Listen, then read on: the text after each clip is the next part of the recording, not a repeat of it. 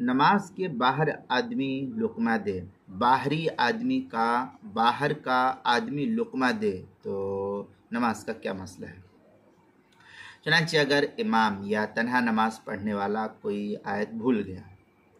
اور کوئی دوسرا آدمی جو اسی کے ساتھ نماز میں شامل نہیں ہے، تلاوت کر رہا ہے یا باہر مسجد میں آیا ہے یا اور کہیں بھی ہے،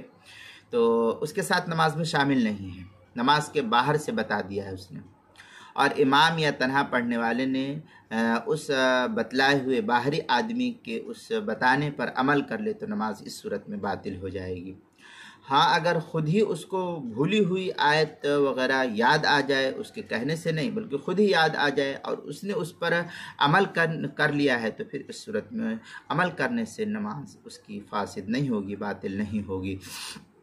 چنانچہ اس سلسلے میں کافی تفصیل جو ہے علامہ شامی لکھتے ہیں، قولہ وقد الاخذ اخذ المصلی غیر الامام بفتح من فتح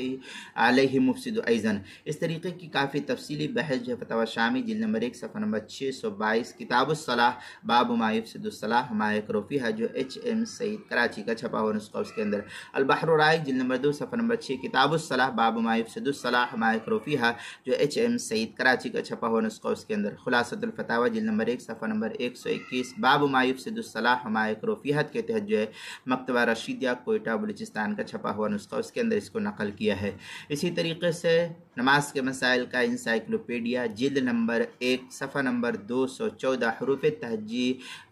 با عنوان ہے باہر کا آدمی لقمہ دے تو، اس کے تحت جو ہے اس مسئلے کی تفصیل نقل کی گئی ہے، وہاں دیکھ سکتے ہیں۔